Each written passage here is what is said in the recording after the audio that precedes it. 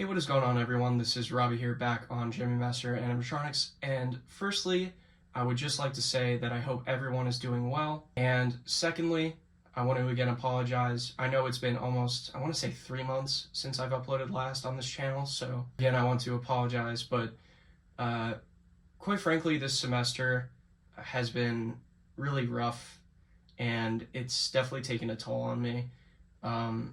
However, the semester is almost over, and I found some free time today, so I was like, you know what, why don't I just sit down and make a video? And yeah, so anyways, what I have to show all of you today are these Gemmy animated Big Mouth candy bowls. Now, I did want to wait a little bit longer to film these because at one point I was really determined to complete the entire set, but given the current circumstances, it's going to be a while until I complete this set. But I felt, I thought, you know what, why don't I just show them now, and then I could do a more updated video later on once I have more of them. Because I'm really only missing a couple, I think, at least from what I remember. The only ones that I'm missing are the, let me try to think here.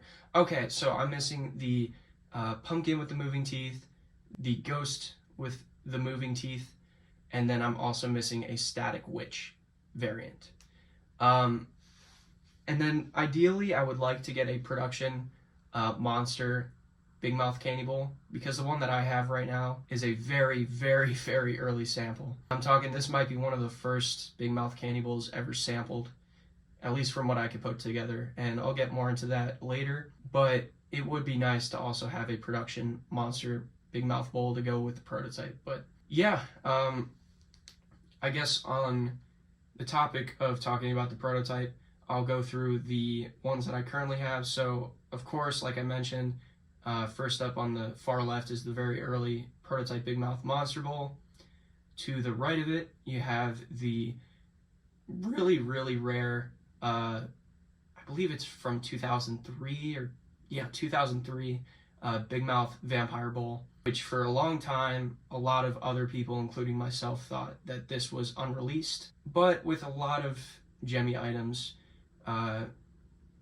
one day you think they're unreleased, and then the next day there's like 20 of them on eBay. It's the craziest thing ever, but that's what tends to happen with some of these items. A lot of people think that some are unreleased, and then, next year there's going to be like 20 of them on eBay with the original box and everything.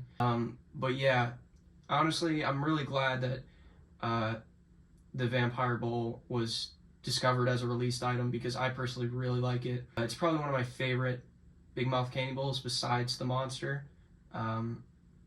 So yeah, I'm very glad to have it. I actually got this Vampire Bowl from a very good friend of mine, Dark Shadows Reviews, who is another member of this channel. I believe it was last summer, and my buddy Chase and I took a trip to John's house, and I bought this from him while I was there. So thank you again, buddy, for this piece. It's really great. Anyways, moving on to the right of it is a more common variant of the Big Mouth Candy Bowl Witch. It's very interesting that they decided to make 3 different variants of a witch character, but I think it's really cool though, because all 3 of the witches are very different looking. All of them have a very different vibe to them. So it's really pleasing. It's not like all 3 of them are basically the exact same thing. There's like actual differences, which is nice. But yeah, so the more common witch is probably I think more common witch was the 3rd one I got. The first one I got, funny enough, was the prototype Monster Bowl. Then I got the one on the far right, which is probably the rarest witch variant, and probably one of the rarest Big Mouth candy bowls in general. That one is extremely hard to find, and I was lucky enough to find one with the original box as well. So that one is up there with some of my favorites. Has a lot of detail. It even has like a tongue painted on the inside of the mouth, which is a unique touch, I'd say. But yeah, anyways, I guess with all of that being said, let's get some close-up shots of all of these. So first up, you got the completely resin prototype Big Mouth Monster Bowl. You can see on the side it has a speaker hole cut out here.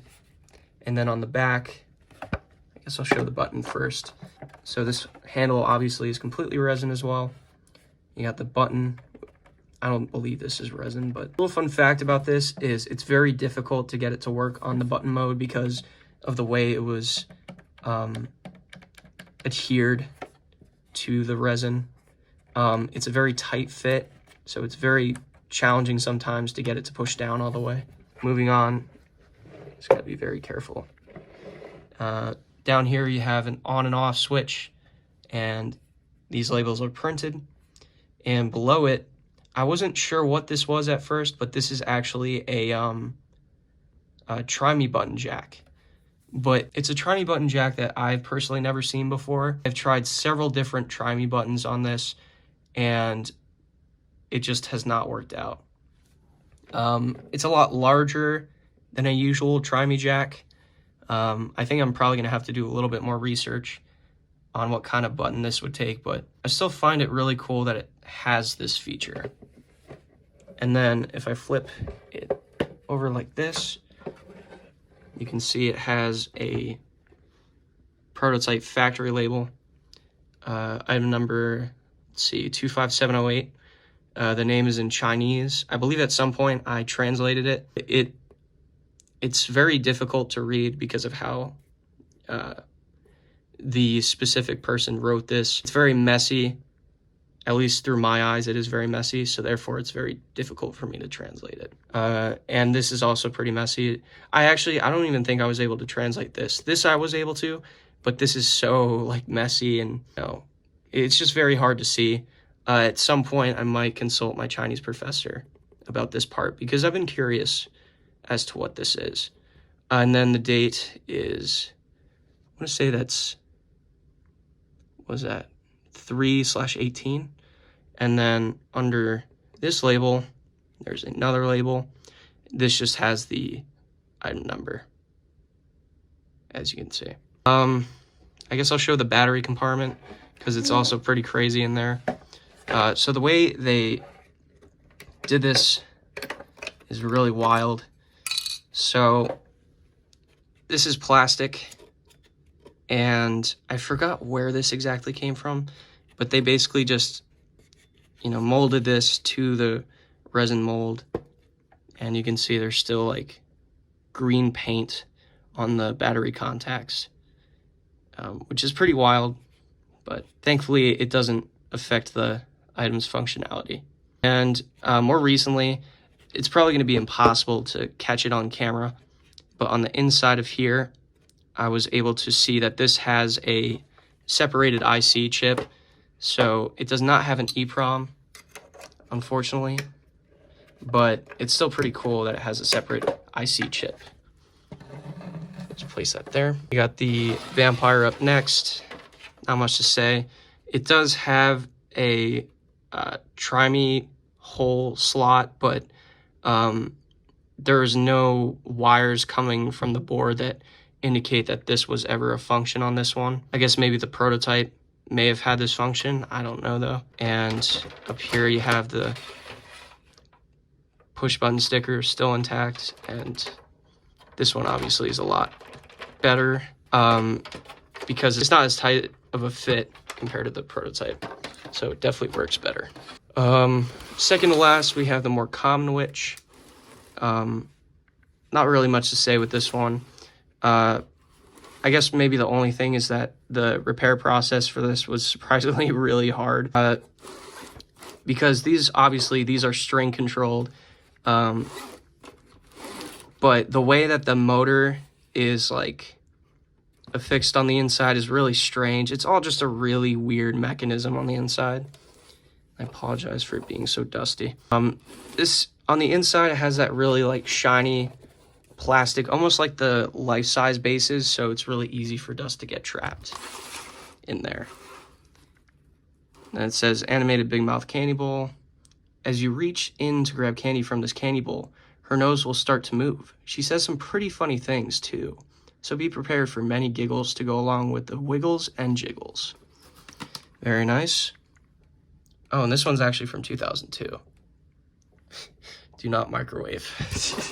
Thank you, Gemmy Industries. So there's that one. And then last but not least, we have the much more uncommon variant of the witch. So as you can see, it has an actual painted tongue on the inside, which is really nice. And in the middle of the tongue is the sensor. And here's the hat. I really like the hat design. Very nice quality material. It's similar to the material of like the outfits on the Freaky Geeks. You got some nice blonde hair going down on the back side of the head. Show this side. It does have a good amount of hair. Only complaint is that it's very difficult to keep it from not getting tangled because, I mean, like, look at that. And when I first got it, I did comb it and it looked great for a while, but I guess maybe it just has to do with the quality of the hair itself, but it's starting to tangle again. Well, that's okay. Anyways, on this box, you have a push button sticker on the side of the box here. Both of these, in fact, don't have handles on the back side. I believe the only ones that have the handles are the non-animated ones, which would make sense. So these two are only activated with the motion sensors. I believe they're also sound activated, and then they both have the push button feature on the front. So yeah, with all of that being said, I really hope that all of you enjoyed this video, and I'm hoping from here, especially during Christmas break, I'll have a lot more free time. So I'm hoping that during this break I'll be able to film a lot more, because I do have quite a few new items that I would absolutely love to show all of you. But yeah, anyways, without further ado, I'm gonna pop some batteries in all of these and I will play them. So yeah, hope you all enjoyed this video, and I will see you in the next one. Do it again, and